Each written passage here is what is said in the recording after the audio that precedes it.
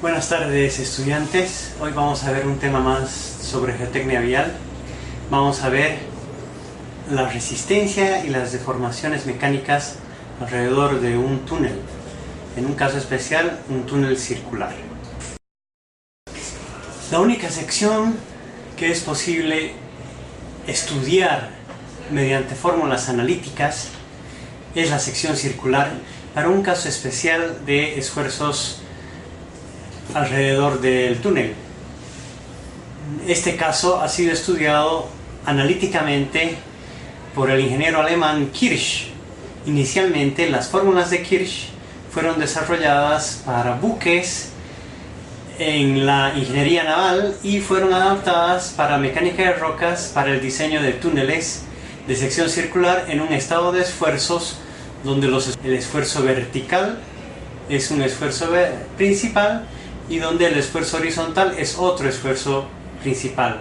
Es decir, los esfuerzos principales son o vertical u horizontal. Las fórmulas de Kirch fueron planteadas en un sistema coordenado cilíndrico. Es decir, que tenemos una coordenada que es igual al radio y otra coordenada que es igual a un ángulo respecto a un sistema coordenado donde el origen es el centro de la sección transversal del túnel circular, el eje X es horizontal y el eje Y vertical. Estamos hablando de un sistema plano de deformaciones. En esta figura observamos un esquema de un cuarto de sector de túnel. Por simetría, las demás caras representan un mismo estado de esfuerzos. Podemos observar que el radio del túnel aquí lo estamos designando con la letra A, el ángulo respecto al eje X lo estamos designando con el ángulo θ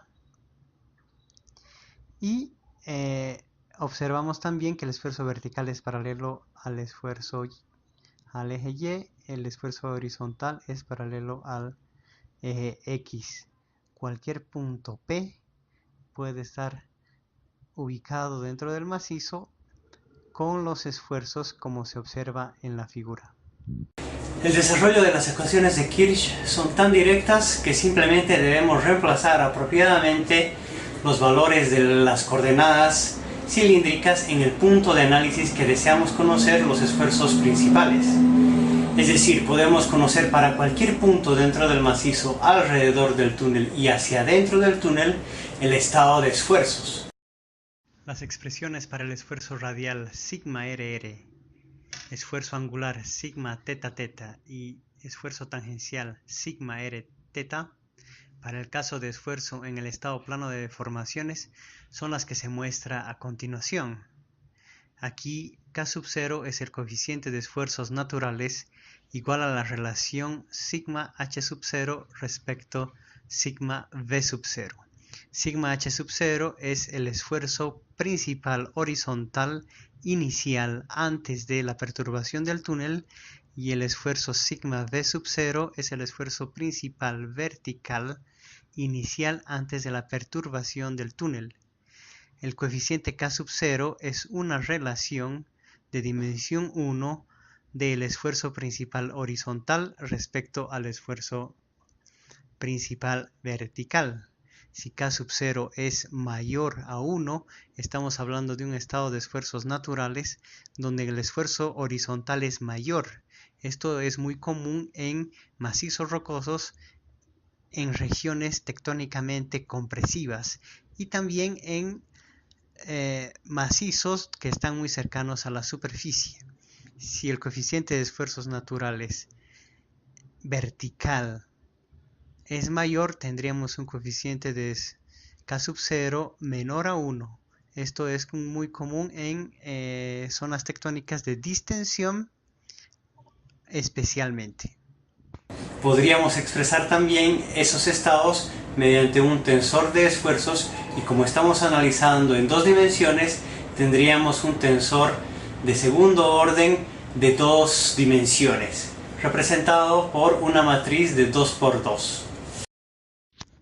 Los esfuerzos radial, angular y tangencial se pueden usar para encontrar las expresiones del esfuerzo paralelo al eje X, sigma XX, el esfuerzo paralelo al eje Y, sigma YY, y un esfuerzo tangencial, sigma XY, equivalente a sigma YX, para poder armar el tensor de segundo orden en dos dimensiones que está representado por una matriz de 2×2. También a partir de ese tensor, a partir de los esfuerzos sigma XX, sigma YY y sigma XY, se puede calcular las magnitudes de los esfuerzos principales, el esfuerzo sigma 1 y el esfuerzo sigma 3.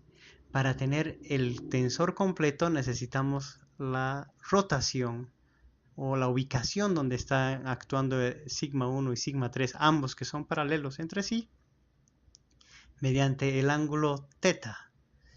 Las expresiones que se muestran en la ecuación siguiente son expresiones equivalentes. El ángulo θ1 me da la orientación del plano donde actúa el esfuerzo sigma 1 y el ángulo θ3 me da la orientación donde actúa el plano de sigma 3.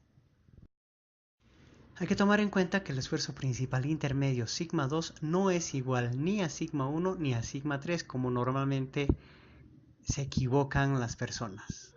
Él está en función de estos dos esfuerzos. El sigma 2 está en función de sigma 1 y sigma 3, conociendo y asumiendo una relación de Poisson, además asumiendo que el material es linealmente elástico.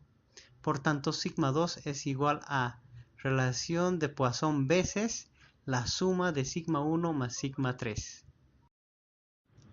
La orientación del esfuerzo sigma 2 es paralelo a la línea que resulta de la intersección de los planos donde actúa sigma 1 y sigma 3. Otros esfuerzos importantes que es necesario conocer es el esfuerzo cortante máximo. El esfuerzo cortante máximo es igual a 1/2 la diferencia del esfuerzo principal mayor con el esfuerzo principal menor.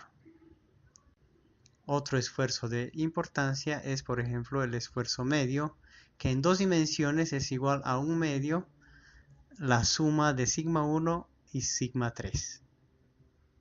Los esfuerzos sigma 1, sigma 2 y sigma 3 resultan ser invariantes del tensor, es decir que en una combinación lineal de ellos representan un estado de esfuerzos único.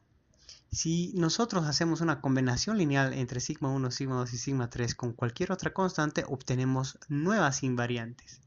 Hay invariantes que son interesantes en el momento del análisis de un tensor. La primera invariante, denotado por I sub 1, es igual a 1/3 la suma de los tres esfuerzos principales. La segunda invariante del tensor desviador, denotada por J sub 2, es también importante y es igual a 1/6 la suma de la diferencia de las combinaciones de los tres esfuerzos, cada combinación elevada al cuadrado.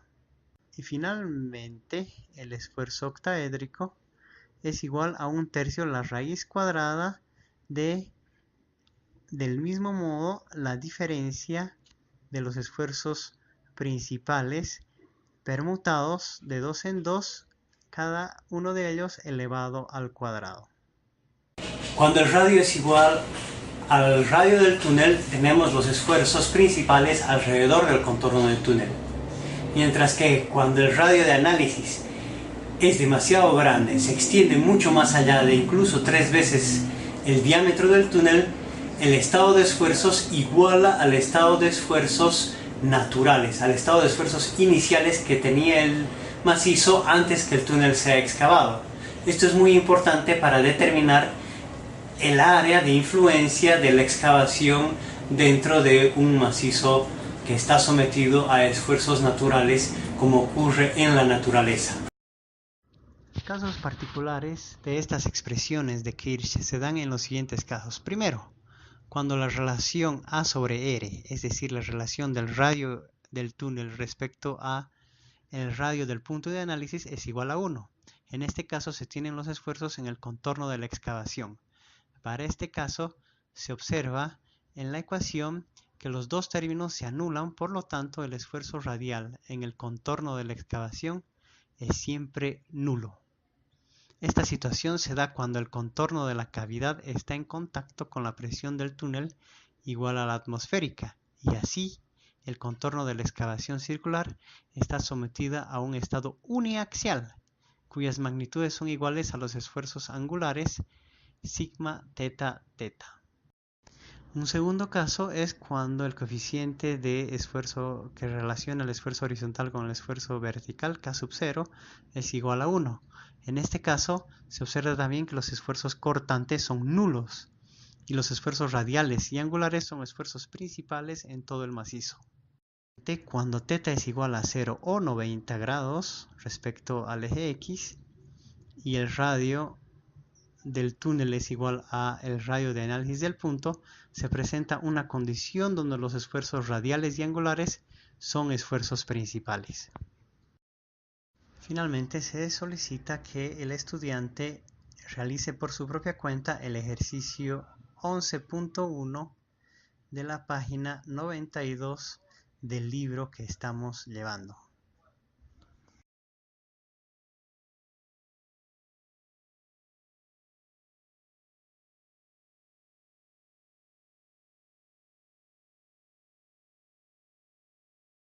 Doy por finalizada esta clase sobre la distribución de esfuerzos y deformaciones alrededor de un túnel circular mediante las ecuaciones de Kirch.